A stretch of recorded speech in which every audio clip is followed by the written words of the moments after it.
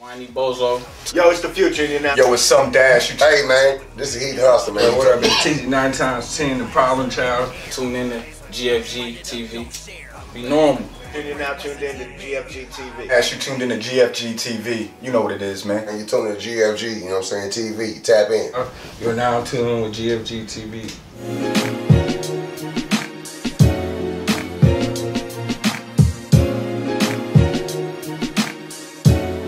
West YouTube, it's your boy Big Ray West. You tuned in to G.F.G. TV.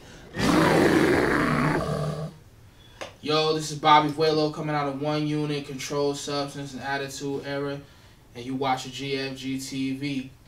Like, I was on like some club shit for real, so it was like the first time I really got introduced to the recording process of really making music, you know. But I've been writing pretty much forever, you know, like from poetry and shit to like spoken word and all that type of stuff. Like I always been writing. I used to even write books and shit. That's dope. Like graphic novels and shit, but you'll never see them shits, but yeah. Who are some of your local influences for music? Oh man, it's a lot of motherfuckers too. You wouldn't think that knowing me and shit, but I pretty much keep my ears to everything. So I would like to say Maxilla Blue, like Asphate is one of my senseis and shit. Like he taught me a lot. Trip Shelton, my boy Chris Jones. Let's see, my cousin Smooth G. Everybody in my crew, you know what I'm saying? The Breezes, the Tempest Musics, the Greatest Kids Ever. Like, if you know my crew, One Unit, like you pretty much know everybody in there and shit. I'll introduce y'all and shit. I got a lot of music and shit y'all ain't heard with them, but it's a lot of motherfuckers. Dynasty is an inspiration. Let's see, man. Cause I'm trying to be fair. I don't want to forget nobody. Fuck. Oh yeah, man. Rebel Mind. My boy Dizzo Bay, Fleet of Genius, my brothers. Fuck, man. It's a lot of cats. You know what I'm saying? A lot of cats. A lot of cats. Even the young homie Cosmo, he's doing his thing right now, coming up from the scene and shit. He's doing pretty decent for himself, starting out and shit. He just had a show the other night, I think. But yeah, like I keep my ears to everything. I'm pretty much inspired by everything, but just to name a few type shit. You know what I'm saying? Dope. Talk about your music catalog, like some singles, albums. Fuck, man. I have one LP, the Controlled Substance LP I did with my boy XO152 coming out of Harlem and shit. Let's see. I did another EP with him called the 19 EP. I kind of got into my numerology bag and shit, so that's where it came from. Knowledge Born. So yeah, that's pretty much like been like my whole like style and shit or whatever. Like, not to say like I do woke raps or anything like that, but ever since I really started, I had a sense of myself. I had knowledge of self. I always tried to put that in the music or in the message one way or the other. But I was about 17 when I did that, so like I was just starting to really grow and understand that type of shit. So I just wanted to show it on the album. I called it 19. I did the Media Fresh compilation with my boy Marquez. Me and my crew did that with them a while back. I want to say that's 2013, 2014-ish. That was my first compilation. Like when you talk about like mixtapes feeling like an album type shit, like it was one of those joints, you know. Are those records available on major platforms? Absolutely. Media Fresh Volume 1 is on Dat Piff. You can get that on there. I'll post some shits on my social media sometimes or whatever. The 19 EP is on Bandcamp with the Controlled Substance EP. I also, yo, God bless the dead, yo, the homie Jay Foster. Yes. I did a EP with him. I get choked up and shit talking about something. But yeah, me and him did an EP like I want to say 2-3 years ago. Like, it's called Nothing's by Accident, but it's coincidental because like the whole shit was put together by accident. Like we didn't plan it. Like it was kind of just something that like we just decided to do type shit. Cause we was with each other at the time. So like we got together, put our heads together, put our ideas together, and just made some shit real quick. And it turned out decent, man. And then, you know, the worst happened pretty much. But, you know, he's still with me, you know what I'm saying? So, like, anytime I'm in my zone, you know, I'm feeling fucked up and I'm writing some shit, he always comes to mind. And I normally get back in my tunnel vision type shit. And I get back in my bag on this music shit. So I almost wanted to put it down, like, after we left, because it was a void that was missing, you know, not just from him, but just how I was feeling about music in general. Like, shit like that can happen to somebody who was literally planning an album release, and it fucked me up, because, you know, I got a lot of, you know, health issues and shit, so I didn't know what was going to happen to me. I'm waiting for the worst to happen type shit. And I'm like, man, I could really get in my zone and really get out there, and I'll fuck around and something happen to me and shit when I'm really trying to plan my life or whatever. So I try not to think about it too much, but, you know, that album, I still listen to it a lot, and it gets me through a lot. So yeah, shout out to Jake Foster, you know what I'm saying? Is that album out available, or is that yes. just something you got? Yes, that album's out. It's on Bandcamp as well. It was produced by XO152 entirely. I've been doing a lot of shit with XO. Me and him are actually working on Controlled Substance, the sequel right now. So we're going to have that for y'all available sometime next year. Now, what else do I got? I got a lot of unreleased shit, but we'll get into that. You know what I'm saying? So you went over a little bit, but is there a general area that people can find your music? Is everything available on Bandcamp? Or? Yeah. For the most part, everything's on Bandcamp. I'm really bad at the social media type shit. Like I'm not that good at it.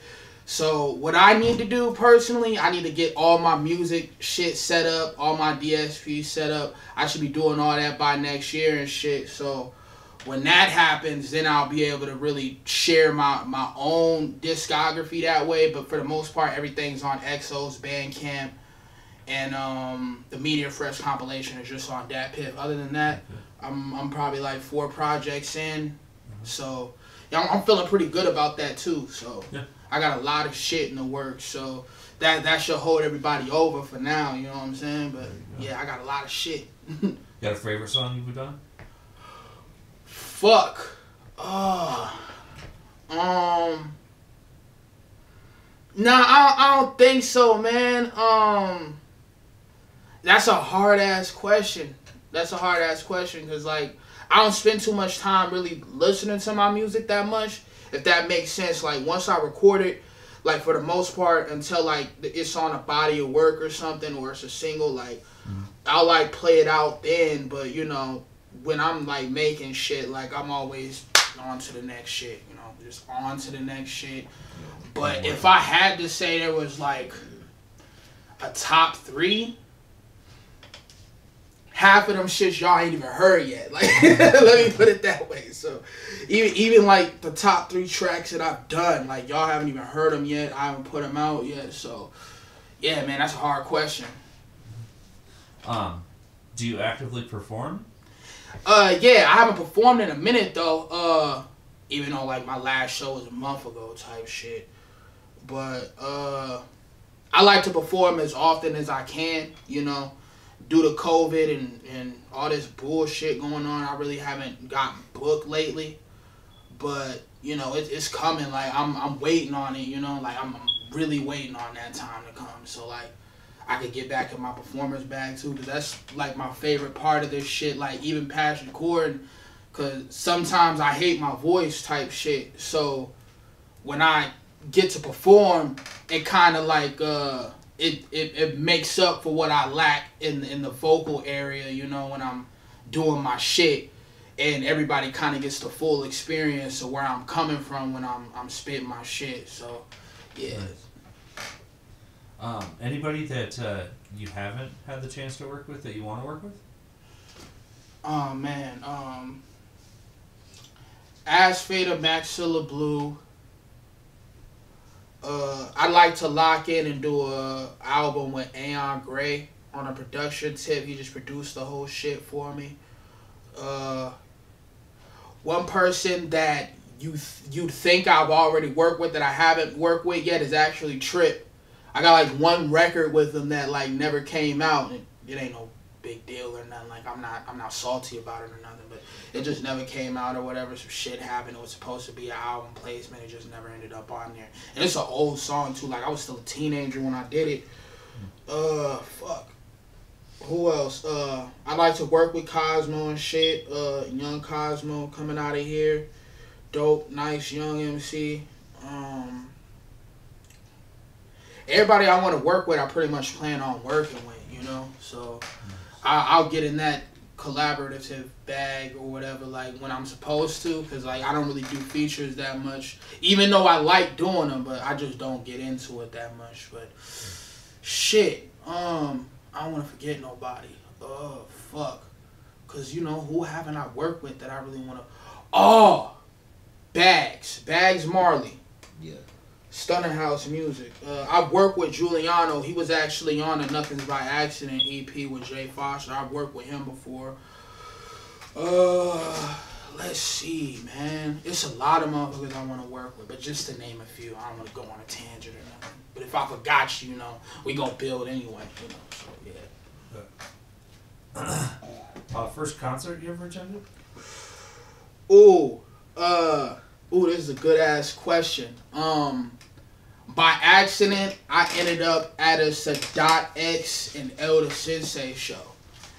And they came here with Sensei Quelly out of Chicago. Shout out to Quell, G4, those guys. Asphate introduced me to those cats. I actually got to chill with them. And I didn't realize who I was chilling with. And I never forgot this shit because Elder Sensei heard me like sigh and shit. Like I got anxiety real bad. So I'm just sitting there, you know, we lounging. And I'm just like, and in my head I'm thinking like, I know this ain't Sadat X. I know this ain't Elder Sensei. What the fuck is going on? And I'm like, this is the show I'm supposed to be at. And I'm like, I'm chilling with these niggas. Are they gonna ask me to rap? And I'm like, back then I was still a teenager, so it was like I wasn't really into the, you know, on the spot freestyling type shit. I didn't like doing that shit. So when I had did that, Elder Sensei looked at me and he laughed and he was like, "You doing that shit like somebody owe you money or something." He go, "Fake, you owe this nigga some money or something?" And I just laughed because I didn't know what to say. So I was just like, "Nah, man, if anything, I owe this nigga money because he finna get me in this show for free." But yeah, man, it was a Sadat X and Elder Sensei show. You know, just as far as, you know, notoriety goes, my first shows was actually local. My first show was actually Maxilla Blue show. And I believe it was Gadema on the bill and some other cat. Oh shit, speaking of Gadema, another one of my inspirations to go back to that. And Chris Disgusting. Shout out to Doe Click, yo. Fuck. You know what? It was a Culture Fest in Cedar Rapids, and Ari the Rugged Man performed. I got to see him rock. That was pretty dope. Yeah, man. But for the most part, a lot of the concerts I've been to has been local artists and shit. Like, I haven't really been going to, like, no mainstream artist concerts or nothing. Not that I really wouldn't want to, but I kind of know how this shit goes, and I don't really like being around too many niggas that much. So, yeah. But, yeah, those was one of my first concerts, yo. What about your first CD or tape? I want to say the year was 2006. On Christmas Day, I got The Doctor's Advocate by The Game. Yeah, motherfuckers don't know that, like when I first like really started getting into hip hop and shit, like Game was one of my favorite artists type shit. I listened to a lot of his music because, you know, it was relatable, you know, not even necessarily like on no LA hard game banging shit, but it's just like just the reality music. I think I got caught up in the reality music and the fact that he was, you know, willing to put his emotions on a record. Because it was actually a song on there he did with Busta Rhymes where like he was explaining like his fallout with Dr. Dre and shit, and he was actually crying on the song. So it was like, oh, it was pretty cool that, you know, he didn't contain his emotions and shit, and he still managed to make a good record. You could feel the emotion of the song, and that really has like sparked me to really want to start, you know, writing shit down and speaking from my experiences. So yeah, Doctor's Advocate was one of the first CDs I got. Another one, I forgot what fucking album it was, but it was a Common Sense album. Before Common dropped the Sense in his name. And it had that Invocation joint on there, Vision in the Hereafter, listening to Steve Wonder on A Quest for Love, like the Procedure. You know that song, or you don't. But it was with that joint on there. It was like a compilation CD, I think, of Common shit that I think one of my sisters or somebody they was dating was found, and I found it around the house. And this was around the time like, Kanye was really doing his thing. Like it was like 2004, 2005. So I got into that whole mix of things and shit. Started listening to Common heavy and started listening to Game heavy and shit. Those was like my first CDs. Oh, I think it was Beneath the Surface by the Jizza. That was another CD I had found. And I really wasn't even that much up on Wu-Tang yet, because I played this game called what the fuck was it called? It was like it was on PS1. Oh, Shaolin Style. Yeah, it was Wu-Tang Shaolin Style, and I was introduced to Wu-Tang from a fucking video game. I didn't even know who Wu-Tang was, but I knew who Method Man was. And I saw that Method Man was on the game, so I'm like, oh shit, Method Man's on a video game. What the fuck's going on? And, you know, next thing you know, I became a Wu-Tang fanatic, because it was like this mystery of like 9 motherfuckers that was just on a video game, and they're real people. So it's like, oh shit. And I got into their music. I didn't even understand it, but I just thought it was dope that they were on a video game, so I listened to their shit. But Beneath the Surface ended up, you know, making its way around wherever I was at. A lot of the people that my sisters were into, they were real hip-hop heads and shit, so yeah. Nice. What about top 5 rappers all time? No order. Let's see. Common Sense. Nas. Absol.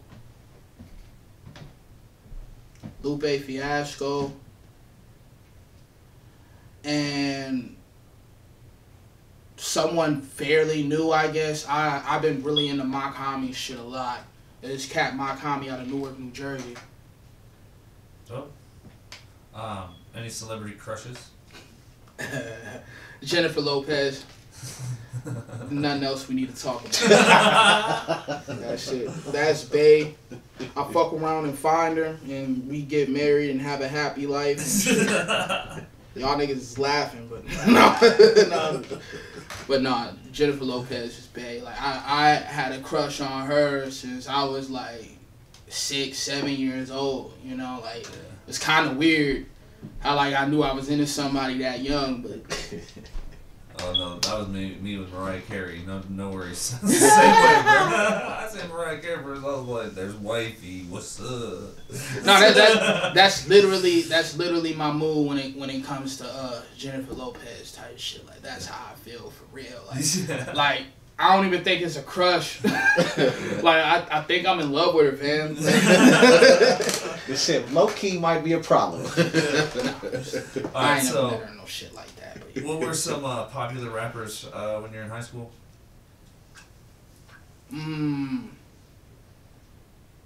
Oh shit, this is a dope ass question. Cause I can get into it too. Like I remember a lot of shit. Wiz Khalifa had dropped Cushion Orange Juice when I was in high school. I was a freshman in high school when Cushion Orange Juice came out. That was like, for us, that tape was phenomenal because like everybody was just getting into themselves, you know. getting into the herb situation and all that. Like everybody was starting to do herb and whatever, and it was like one of those albums for real, like coming of age type shit where everybody was getting together, blazing up, and having a good time and listening to this body of work, you know, all the way fucking through. Like definitely a classic album in high school for us. I'm class of 14, so you know. But what else was out? Damn, man.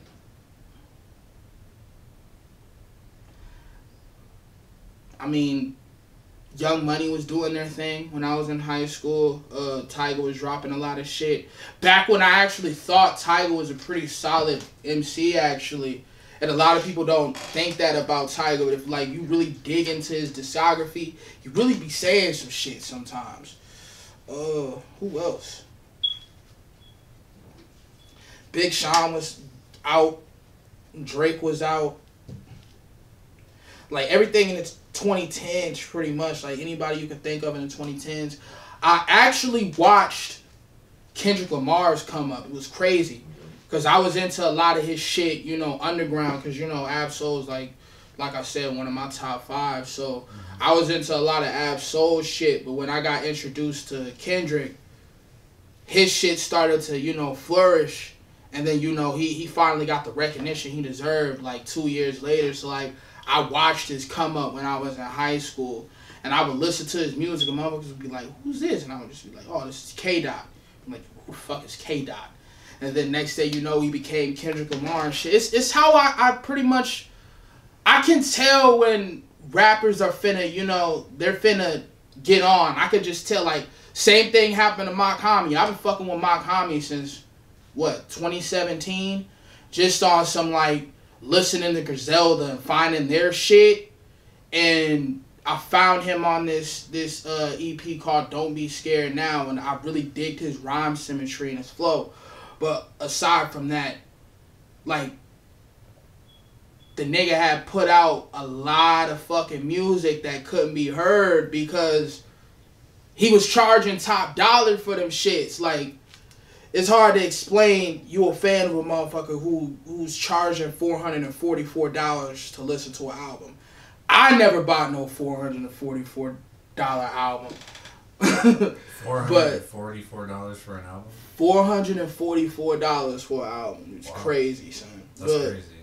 Yeah, but you know, he gets them shits off. But the point I'm trying to make is, you know, I'm listening to him. Here's this cat selling $400 albums nobody ever fucking heard of from New Jersey. And the next thing you know, he's at the rock brunch with Jay-Z type shit.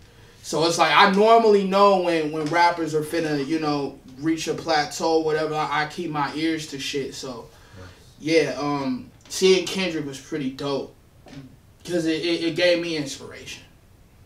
When I first heard Run the Jewels after knowing LP for 2 decades, and then, you know what I mean, I was like, okay, this is going to finally catch on for him. Yeah. Him and Killer Mike just made sense, you know? Yeah. That 4-bar, 2-bar, whatever the trade-off they're doing in the song just fucking works. Yeah. You know? But LP and Killer Mike been doing this for way fucking longer than they're popular now with Run the Jewels. You know what I mean? Yeah. I guess I don't have the ear like you do. You probably listen to a lot more underground music still than I do, because I know you're a purist and you like to follow the culture too. Like, absolutely. Especially when it comes to just knowing your music for a long time and knowing who you are, like the graffiti side. I know you like to follow the graffiti side and all of the b-boy side, and you know what I mean? And exactly. That side of it means a lot to you as well. So it's cool to hear about, you know, from your side, you know, what your influences are, and you know, your because I don't know if I've even heard Mach Hommy.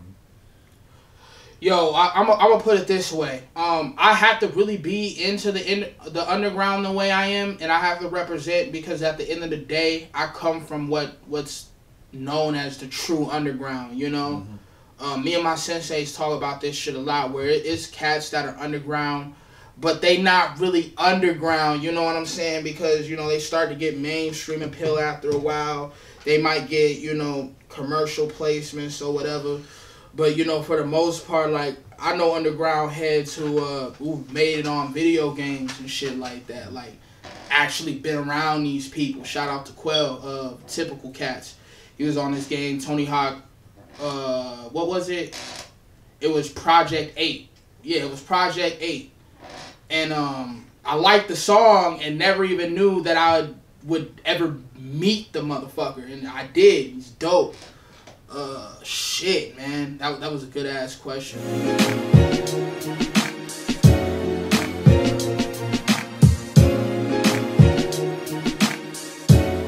West YouTube, this your boy Big Ray West. You tuned in to G.F.G. TV.